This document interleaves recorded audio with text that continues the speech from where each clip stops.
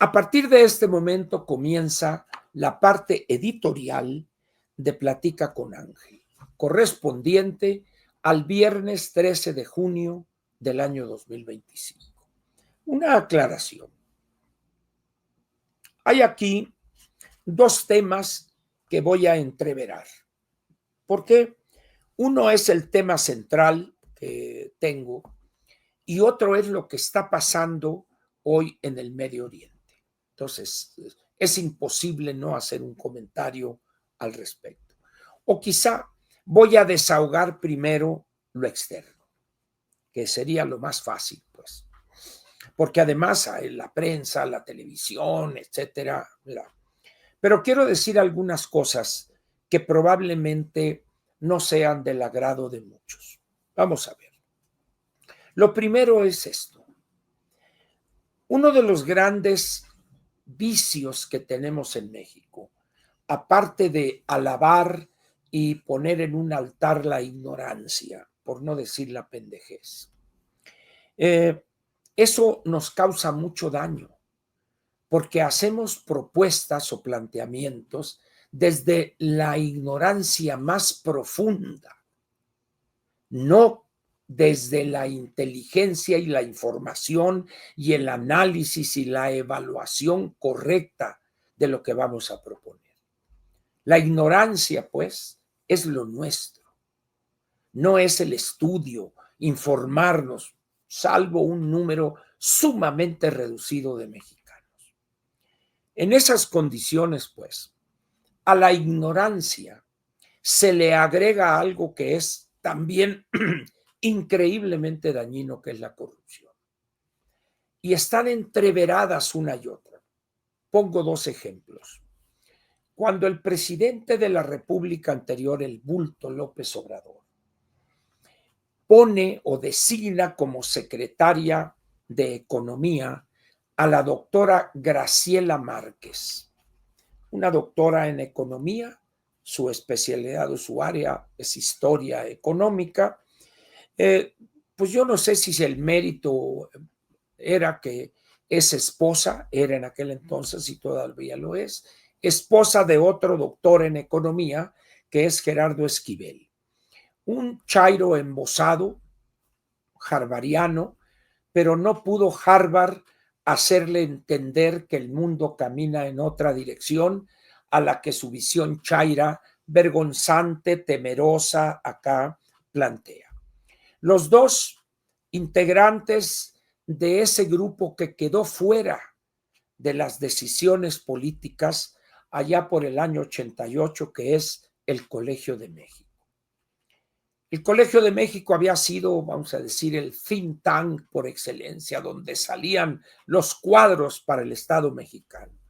No más que se quedaron en las economías cerradas, el nacionalismo revolucionario, la sustitución de importaciones, y con la crisis que se da cuando abrimos la economía, fueron dejados de lado y se quedaron rumiando su tristeza y entró el ITAM a sustituirlos. Y lo demás es historia en cuanto a ese grupo. Muy bien. De ese espacio son Gerardo Esquivel y la doctora Graciela Márquez. Muy bien. La doctora Márquez, ya antes de tomar posesión, un reportero del Financial Times le hace una larga entrevista y le comenta acerca del el déficit de las finanzas públicas. Perdón, el déficit en materia de comercio exterior. Una pregunta que para alguien que estudió macroeconomía es una pregunta facilísima de responder.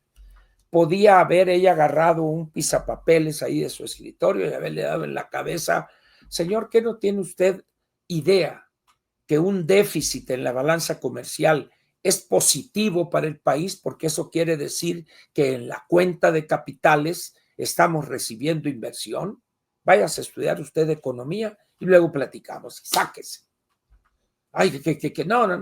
Pero luego dice, bueno, pero vamos a reducir ese déficit, vamos prácticamente a eliminarlo, vendiendo mole poblano artesanal. Ay, dice, está escrito, o sea, no les estoy mintiendo en lo más mínimo. Exportando mole poblano artesanal. Y dice uno, esta mujer, ¿de dónde la sacaron? Bueno, pues ahí estuvo hasta que vas para afuera bonito y la mandaron al INEGI. Bueno, pues lo siento por el INEGI, pero allá está todavía. Y entonces pone el bulto a la tía Tatis, que aparte de no saber español, de no saber escribir con respecto a las reglas de la gramática y específicamente la sintaxis, la pone en la Secretaría de Economía y la señora en materia económica no rebuzna, con todo respeto, porque las cuerdas vocales no le dan el tono. Una ignorante completa. Y ahí viene la corrupción. ¿Quién está cometiendo el acto de corrupción más grave? ¿El presidente de la República, el bulto que la designa para un puesto que no está preparada? ¿O ella, que sabiendo que no tiene la menor preparación, acepta ese puesto? Entonces la corrupción es lo nuestro junto con la ignorancia. Muy bien. Entonces, por eso la situación internacional nos pasa casi de noche. Para aquellas personas que les interese verdaderamente la situación internacional, obligadamente deben leer medios del exterior. 3, 4 medios entre periódicos, revistas, pueden leer las ediciones digitales, etcétera, pero la información sobre lo que está pasando en el mundo, los grandes problemas estructurales, los conflictos diplomáticos, militares, comerciales, etcétera, están bien tratados, ya con el criterio uno podrá discernir aquí y allá, en los medios internacionales, desde el Wall Street, el New York Times, el Washington Post, sobre todo en la cosa política. Luego está el Financial Times, la revista The Economist, etcétera. Pero aquí en México van a encontrar columnas de opinantes, de mitotes, de chismes, que si esta señorita que dijo que le metieran por donde le cupiera su visa, etcétera. Ese es el nivel de esto. Recuerdo aquella polémica cuando el doctor Jorge Castañeda se burló de los reporteros. Le digo, señores, ni leen inglés, ustedes no están informados, lo cual sigue siendo cierto. Las columnas en los periódicos son columnas de chismes, para eso lean el TV Notas o telenovelas o quién sabe cómo se llaman las revistas. Sí, entonces eso es lo que marca nuestro nivel de análisis. Entonces dice uno, ¿qué opiniones podrán dar estas gentes con eso? Pues repetir boletines y cosas de esas, ¿no? Yo me reía mucho cuando asistía a los informes trimestrales a Banco de México sobre la inflación y antes, cuando era anual, un entrañable amigo, Ricardo Medina Macías, que en paz descanse, que murió a edad temprana, una lástima, porque era un gran estudioso, etcétera, ese sí, periodista de los buenos. Y yo escuchaba las preguntas de los reporteros. Dice uno, bueno, terminó la primaria. Iban a la conferencia trimestral, las más de las veces estaba el doctor Carstens, y le hacían cada pregunta. Entonces yo le preguntaba a Ricardo, oye Ricardo, yo admiro al doctor Carstens, no solo por la cuestión económica, su preparación, etcétera, sino por su paciencia. ¿Cómo aguanta estas preguntas idiotas? Ni modo, me dice, ese es el nivel. Y no ha cambiado mucho eso. Y entonces agarraban la síntesis del informe y ahí le ponían, a veces como no entendían, ponían una serie de tonterías. Esa es la prensa hoy. Eso es, salvo honrosísimas excepciones de personas que están al día, vamos a decir, de la actualidad internacional o de los conflictos, pero en términos generales, las columnas son de mitotes, se venden al mejor postor para golpear a este o alabar al otro, etcétera. Una soberana porquería. En esas condiciones, pues, es difícil encontrar en la prensa mexicana hoy una visión completa, integral, clara de lo que está pasando en el Medio Oriente, en este conflicto militar entre la República Islámica de Irán y el Estado de Israel. Dice uno, no puede ser eso. Pues sí, sí puede ser. Ya no se diga estos analistas de tercera devenidos en cómicos de quinta o cómicos de tercera devenidos en analistas de quinta, que pululan en el canal 14, en el 11, en el 22, que son los que maneja este pervertido de Jesús Ramírez Cuevas, ¿no? Y dice, bueno, señores, pues eso es lo que hay. Y no dejan que haya un cambio. ¿Por qué? Pues porque el bulto, pues ya hasta ni de Tabasco se acordaba, pues porque ya nomás del primer cuadro. Y esta señora que dice que doctora acá, bueno, ni siquiera es la doctora Corazón, pues.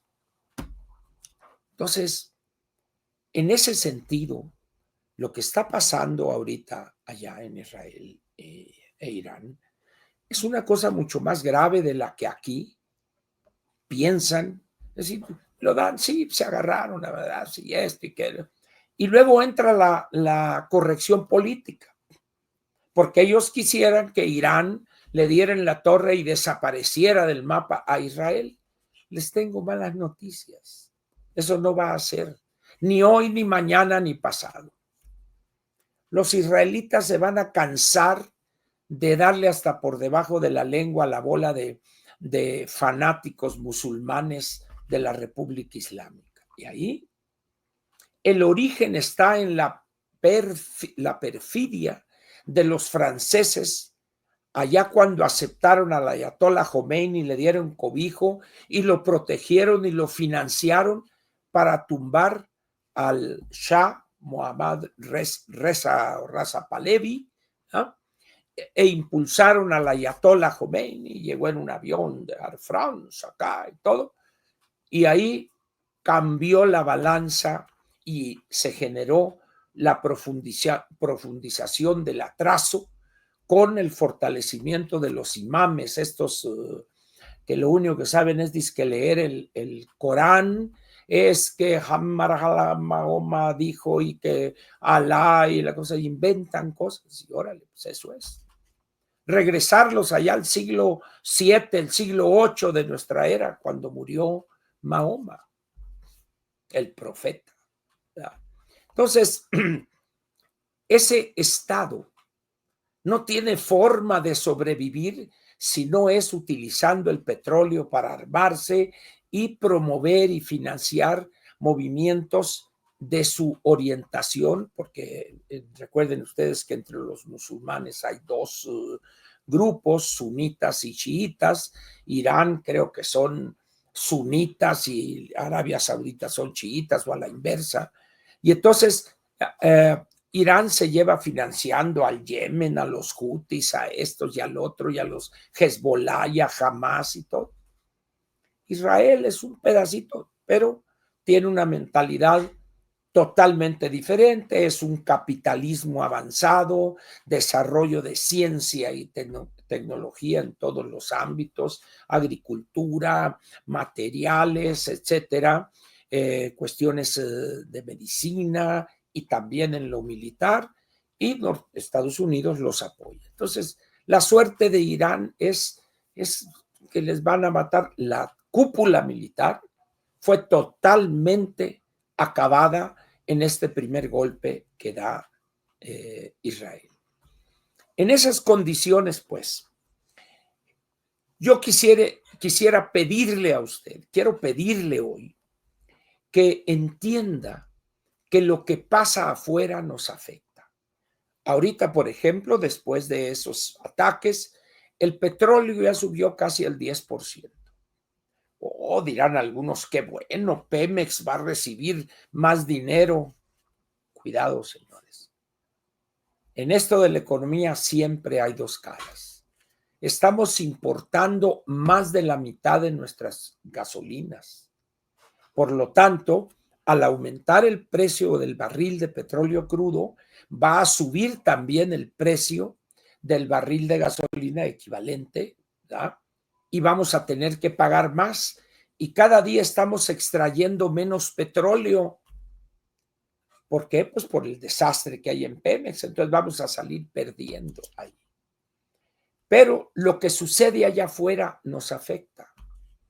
Si este conflicto continúa y se profundiza, Estados Unidos va a aparecer. Ya ahorita se haya dicho que está apoyando y estaba enterado de este golpe militar a las instalaciones de refinamiento de uranio de Irán. En esas condiciones, México no tendría otra opción más que apoyar al bando de los Estados Unidos, donde estaría Europa Occidental, etcétera, e Israel, por supuesto. Entonces aquí los buenaonditas, los que no saben ni siquiera dónde está Palestina, pero andan con unas banderas de Palestina y la máscara y la cafilla o quién sabe cómo se llama eso, y ahí andan acá. Entonces dice uno, bueno. Entonces eso le pediría yo a ustedes en esta parte. Hay que seguir los acontecimientos. Y vayamos ahora al tema. El título del editorial es el siguiente. ¿Quién hará lo que se requiere hacer? ¿Quién hará lo que se requiere hacer? ¿A qué me refiero? Ayer en la plática, yo les planteé algunas cosas sobre problemas que pienso a la brevedad posible deberíamos hacer algo porque corremos el peligro, particularmente en las ciudades grandes del país, quedar atascados. Básico, o sea, en el sentido de la palabra, claro, atascados en esta ciudad. E hice una mención de algunos problemas o de algunas decisiones y recordé el caso de los ejes viales, por ejemplo, cuando el profesor Han dijo se hacen, ¿verdad? Cuando dijo se hace la central de abastos y cosas así. Hay muchas cosas que hoy en los grandes asentamientos humanos en este país deben hacerse. No es que hay que hacer una consulta y preguntarles, no. Es como a este señor hay que amputarle la pierna. ¿Por qué? Porque por una diabetes mal cuidada se le gangrenó, pie diabético, y ya le tienen que cortar hasta acá, hasta la cadera. Oiga, pero preguntaremos a su familia, no pregunte a nadie, córtele la pata, órale, córtele la pata. Hoy nuestro país está frente a un gran número de problemas estructurales ante un dilema de ese tipo. Y di varios ejemplos, y etcétera. Los que estén interesados en el tema pueden ver la parte editorial de Platica con Ángel de ayer jueves. Muy bien. Pero no toqué el tema relacionado con quién tiene que hacer o tiene que dar el primer paso. ¿Quién? Y ahí es donde la cochi tuerce el rabo. Vamos a ver. Aclaremos primero que los que hoy están en el pandero político, los que integran eso que pomposamente se llama clase política, ninguno de esos va a atreverse a hacer o a plantear siquiera que se deben hacer esas cosas. ¿Cuáles cosas? Por ejemplo, algunas de ellas.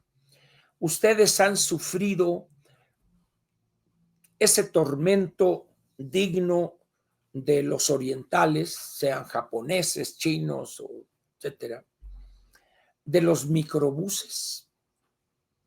¿Saben ustedes cuántos años tienen los microbuses circulando?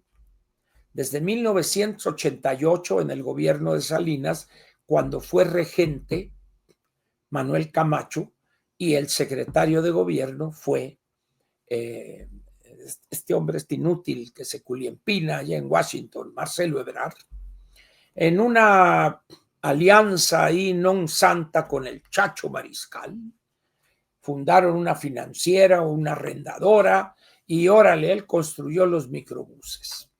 Compraron los chasis porque él tenía una distribuidora de General Motors aquí en Reforma y Misa, y les pusieron unos cascarones de fibra de vidrio y aquello era lo máximo, los microbuses. Antes de que hubiera metrobuses en Insurgentes, estaba lleno de microbuses Insurgentes. Fue un problema convencer a los choferes, a los operadores. Les prometieron, bueno, pero vas a ser operador en el metrobús, etcétera. Cuando lo que debió haberse hecho era, señores, en 3 meses entra en vigor esta línea por aquí desde Tlalpan o no sé dónde hasta Indios Verdes, y vayan ustedes buscando, se les va a pagar una cantidad por cada microbús que sea chatarrizado. 25, 50 mil, por la cantidad que fuera. No, pero ¿cómo? Es nuestra fuente, una serie de las excusas clásicas de siempre de los pedigüeños, que no quieren cambiar, quieren seguir mamando de la ubre. Entonces, ¿quién debe tomar esas decisiones? Evidentemente no eran los microbuseros. Esa decisión la tenía que tomar el jefe de gobierno, perdón, el regente, con apoyo del presidente de la República. Pero ¿se acuerdan ustedes la situación en la que llegó Salinas? Una elección muy cuestionada, el Cuauhtémoc Cárdenas, etcétera. Pero finalmente entró el Metrobús, y los microbuses pues todavía quedan en algunas rutas ahí, ¿verdad? Como un remanente de que en México el mexicano se convierte al aparecer un aparato de esos en una sardina y se sube así batallando con la cola y las aletas y se convierte en sardina. Recupera sus dimensiones humanas a partir de que se baja de esa lata de sardinas. Muy bien. Pero la pregunta ahí está. ¿Quién hará lo que se requiere hacer? Muy bien. Esto viene a cuento por algo que ustedes verán aquí, este artículo en el New York Times de hoy, junio 13 del 25, publicado en la edición electrónica a las 5:26 de la mañana, tiempo del este, tiempo de Nueva York, que dice así: Israel tuvo la valentía de hacer lo que se necesitaba haber hecho. Así nada más. Por eso me surge esta pregunta. ¿Quién hará lo que se requiere hacer en México? Ninguno de estos politicastros de tercera lo va a hacer. Tiene que haber una nueva generación de políticos que entiendan la gravedad de los problemas estructurales y el gran riesgo que estamos corriendo de no enfrentar eso y tomar decisiones impostergables. Hay muchos ejemplos, los di ayer algunos, pero aquí vienen los asegúnes. ¿Qué hacer ante los obstáculos que existen frente a lo que debe hacerse? Voy a mencionar algunos.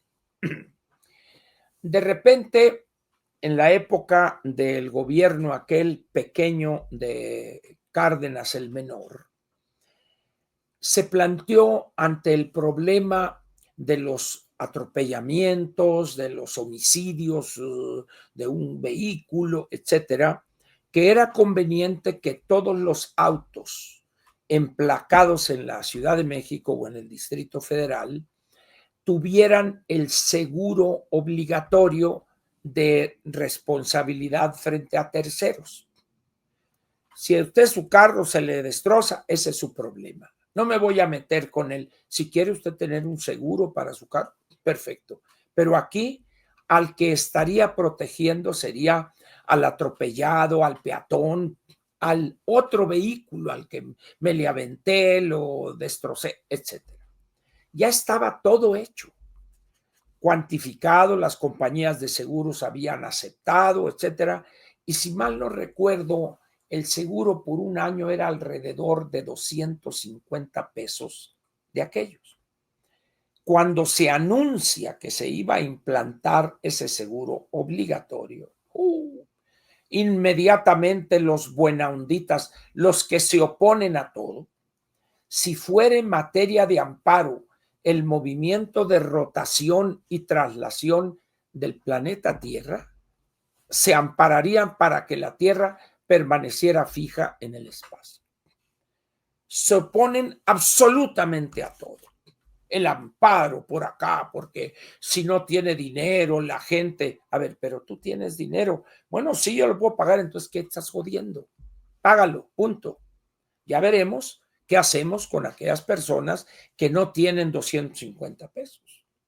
Cosa rara, una persona que trae un vehículo que puede costar varios miles de pesos, que me digan que no puede pagar 250 pesos, que serían 70, 80 centavos por día para pagar un seguro de daños a terceros. Total que Cuauhtémoc, con esa indecisión y cobardía que lo caracteriza, rechazó, se echó para atrás y vámonos. Y no hubo, y nadie se ha atrevido posteriormente a decir, señores, seguro obligatorio, daños a terceros. Muy bien. Así les puedo dar múltiples ejemplos en la Ciudad de México. La basura, por ejemplo. Ustedes vayan a zonas acá nice, Polanco, por ejemplo, y van a encontrar una cosa muy curiosa. Personas que han adquirido un departamento que cuesta 8, 10, 15, 20 o más millones de pesos y que ponen la basura en las bolsas de plástico que obtienen de una tienda. Antes era en el supermercado, con esa de camiseta y la agarraban. Ahora son de otras negociaciones, en los mercados públicos siguen dando bolsas de polietileno, porque no compran un paquete, un rollo de bolsas especiales para la basura que tienen, ¿cómo le llaman? Jareta, ¿cómo se llaman esa de? Una madres ahí que le jala a usted y se cierra la basura.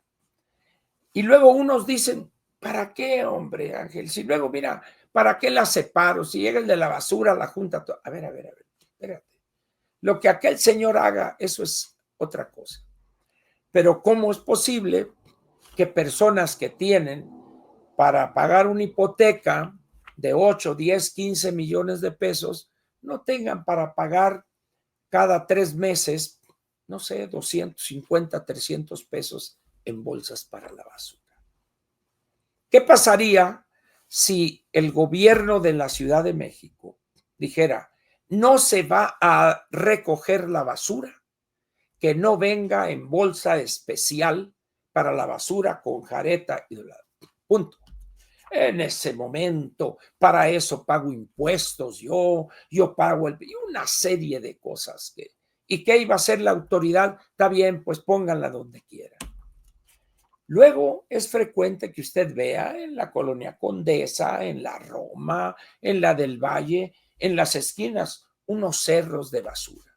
Oye, es que no pasa el camión de la basura. Bueno, ¿y eso qué? Es que ¿dónde la puedo tirar?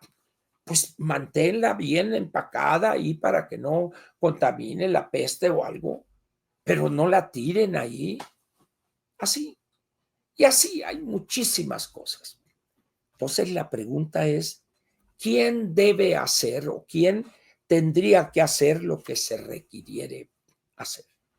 Es evidente que el gobernante, el gobernante, sea el gobernador, sea el presidente municipal, aquí sería el alcalde, el jefe de gobierno y el presidente de la República, que son el ejecutivo. Muy bien. Pero ¿qué hacer ante los obstáculos que existen frente a lo que debe hacerse? Les doy un ejemplo.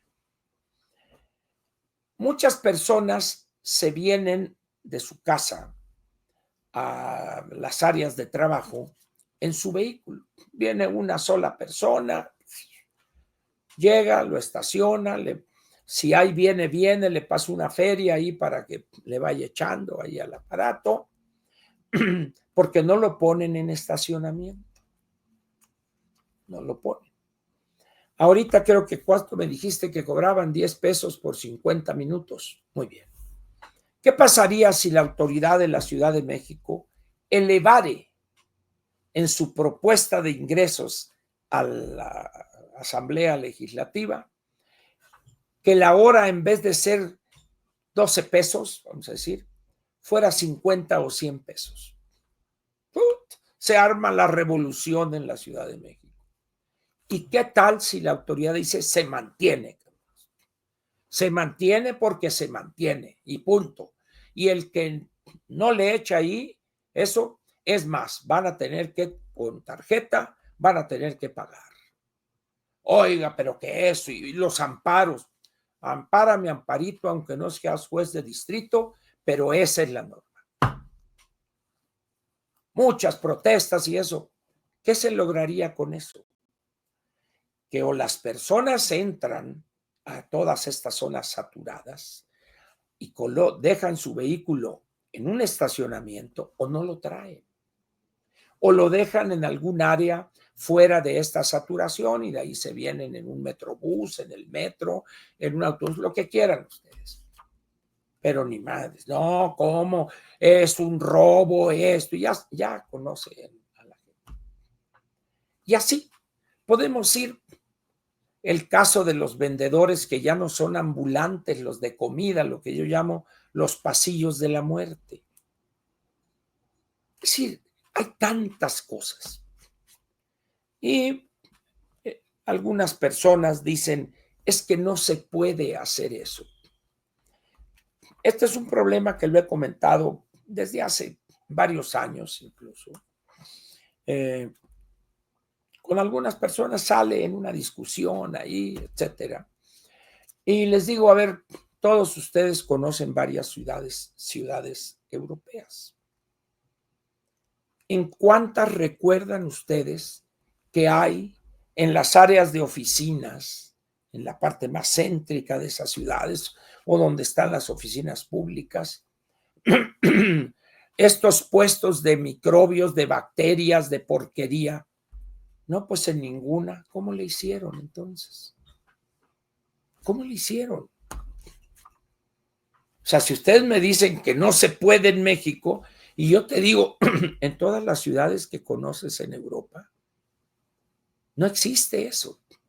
¿Por qué no averiguamos cómo le hizo esa ciudad o ese país? ¿Cómo le hicieron? Pues, no, es que aquí no se puede eso.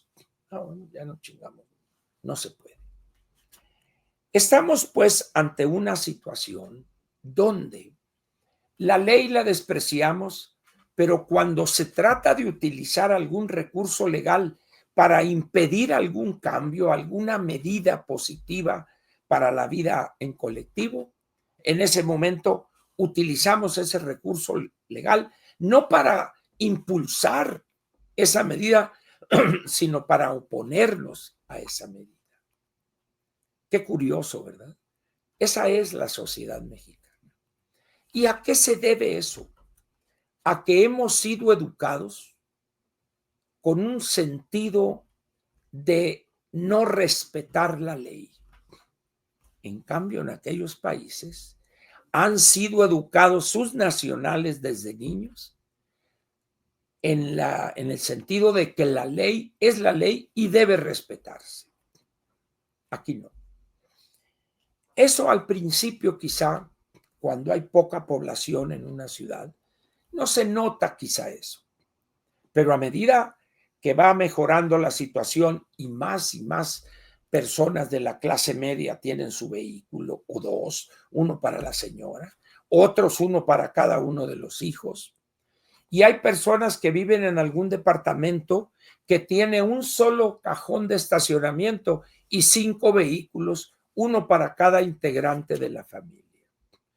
Ahí lo estacionan donde pueden y cuando les roban un espejo y es bueno, traes un carro de 600,000 pesos, ¿por qué no lo dejas en una pensión? No, me cobran 1,500 pesos al mes, es muy caro. Oye, pero tienes un carro de 600,000 pesos. Bueno, sí, pero es muy caro. Ah, bueno, está bien, no hay ningún problema. En ese sentido, pues, ¿qué hacer ante eso? Primero, investigar cómo le hicieron esos países. ¿Cómo le hicieron para acabar con esos focos de infección, con esas ineficiencias en la movilidad? Las medidas que tomaron algunas ciudades, Londres, por ejemplo, fue cobrar al dueño de un automóvil, una persona física, no un carro de alquiler, un carro de sitio, un taxi, etcétera, cobrarle una X cantidad para entrar a un área perfectamente definida en la zona más saturada, me acuerdo de Londres, que cuando se establece esa medida, creo que fueron 500 libras al año. 500 libras ahorita serían como, estamos hablando de 22,000 pesos, vamos a ponerle así, por todo el año. Entonces le pone un sensor como esos tags de las autopistas y sensores para que se ponga ahí una lucecita verde y hay vigilantes. El que se meta sin pagar le ponen un multón tremendo. ¿Se imagina usted lo que sería la Ciudad de México? Amparo, el libre tránsito. Y es, segundo. Por eso la gente dice, ¿saben qué? Háganle como quieran. Entonces, ante esas muestras de estupidez, de cerrazón, de ignorancia, de oponerse al progreso, nuestra respuesta es resignarnos a eso y decir, está bien, háganle como quieran. Es decir, el mexicano se comporta como el político irresponsable, corrupto, cobarde. Y entonces el ciudadano se vuelve cobarde, cómplice de estos que se oponen. No, me amparé yo. ¿Cuánto pagaste por el amparo? Salió barato, 25,000 pesos. ¿Y cuánto ibas a pagar mensual? No, pues iba a pagar 6,000 pesos. O 500 pesos, 1,000 pesos, 12,000 pesos al año. Estás pagando por un amparo por oponerte al progreso, 25,000 pesos. Qué buen negocio hiciste. Es decir, hay muchas preguntas en relación con eso. Pero en el caso, por ejemplo, de cobrar por entrar a una buena parte de lo que llamamos el centro histórico, que pusieran una cuota, vamos a ponerle 10,000 pesos al año, por poner un número fácil. ¿Usted apoyaría esa medida? Le pregunto, ¿usted apoyaría esa medida? Teniendo un vehículo, por supuesto. Es decir, estamos aquí ante una situación donde queremos seguir viviendo entre la mierda, entre el cochinero. ¿Ya vieron ustedes con detenimiento los camiones de la basura? Ya forman parte del paisaje, pero un día que vaya usted caminando y no tenga prisa y escucha que un tirabichis va, tirin, tirin, tirin, tirin, tirin, ya llegan las señoras ahí con un bote ahí y al otro lo agarra, otro con bolsas de esas de plástico, pero no de las especiales para basura, ¿verdad? Y quédese usted a observar ese panorama. Primero, el estado del transporte que recoge la basura, el estado. Y dice uno, ¿y esto? Y luego vea usted el estado físico, el aspecto físico de los que trabajan en ese camión de la basura, como decimos, y los ven ustedes, bueno, no le queda un centímetro cuadrado para llenarlo de mugre y de mierda.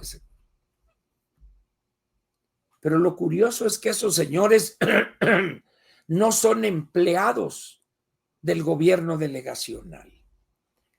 El, ese señor de ese transporte es el dueño de ese camión y cobra o le pagan una X cantidad en los casos en que es de él. En otros casos es el camión de la alcaldía y este operador le pagan ahí, pero la tripulación, vamos a decir, se reparten de acuerdo a cierto porcentaje a cada uno de los que van ahí. Así se recoge la basura. Entonces, desde ahí mismo empiezan a hacer una selección, que el cartón, que el vidrio, que el metal y que el plástico, las botellitas, de tal manera que cuando llegan allá al tiradero, traigo, ¿cuántos kilos de cartón? Pues son 80 kilos de cartón. ¿Cuántos de vidrio? 15 kilos y tal, ahí te va.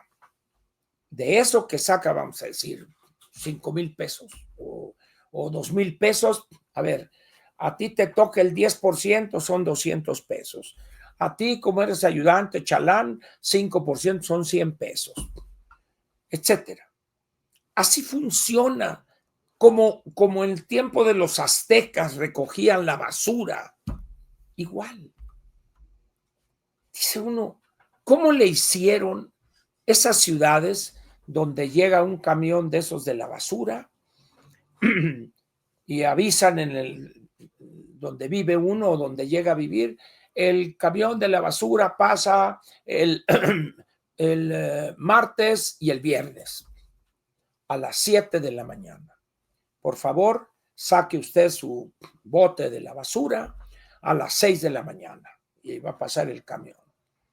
Es una medida estándar, un tambo grande con ruedas, es una cosa de plástico, reciclado, pero resistente, de una forma tal que el camión hidráulico está un operador acá y salen unos ganchos, así como si fuera un montacargas, lo mete ahí en eso, lo jala, le da vuelta y por gravedad cae la basura, que debe ir en bolsas. Llega y lo regresa vacío y sigue. Una sola persona. Dice uno, ¿es muy difícil eso? No. Pero ¿por qué no lo hacemos aquí? Por la mafia de los que recogen eso. Cuando usted los ve llegar en un carrito, que van las llantas así, todas, están todas chuecas, ya los valeros ya no funcionan, con un tambo de 200 litros lleno de costras, de basura, todo, dice uno, no puede ser esto. Sí, sí puede ser. Sí puede ser. ¿Por qué no hacemos algo por acabar con eso? Porque así somos. Eso nos gusta, nos satisface eso. Por eso a nadie le interesa. Por eso, porque además saben que si el jefe de gobierno o si el alcalde o la alcaldesa llegaren a querer cambiar eso, se le van a echar encima. ¿Por qué quiere cobrarnos esto si pagamos el predial? A ver, señora, usted tiene 5 años que no paga el predial. No se haga. Y paga una mugre de predial porque no se ha ajustado el valor catastral de su casa. Así es que no le mueva. Es decir, así como esos hay cientos de ejemplos. Pero ¿por qué el gobernante no le entra? Por cobarde y por la corrupción que se traduce en dejar hacer, dejar pasar. ¿Qué hace o qué ordenó Netanyahu? Aquí está. Tuvo la valentía de hacer lo que se necesitaba hacer. ¿Cuándo llegará aquí con nosotros un Netanyahu? para que haga lo que haya que hacer, lo que tenga que hacerse. Algunos me dicen, nunca, Ángel, nunca. Bueno, nunca, pues. ¿No? Pero nuestros hijos y nietos van a vivir en medio de esa mierda, de esa costra de basura, ese cochinero. Ya vieron ustedes en esas casetas de tacos, o de flautas, o de chimichangas, la madre, lo que sea, cómo tienen la banqueta llena de grasa. ¿No se han fijado en eso? Es una capa de manteca que ahí está, porque ahí avientan el agua con la que lavan, o sea, un muladar verdaderamente. ¿A quién le preocupa eso? ¿A quién? A nadie. Somos pues una sociedad donde lo nuestro es glorificar la ignorancia, practicar a todo lo que da la corrupción y vivir entre la porquería, entre la cochinada. Ese es el México que hemos construido. Pero como me dicen todos a los que les comento este tema, Ángel, no va a llegar alguien como tú nunca. Así vamos a vivir siempre. Y me resisto a aceptar esa vida indefinida así.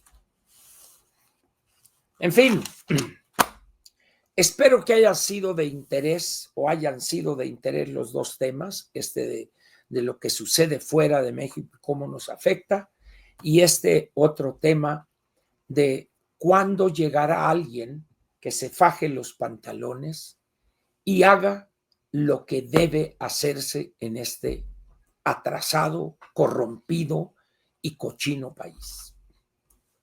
Aquí termina la parte editorial de Platica con Ángel, correspondiente al 13 de junio del año 2025.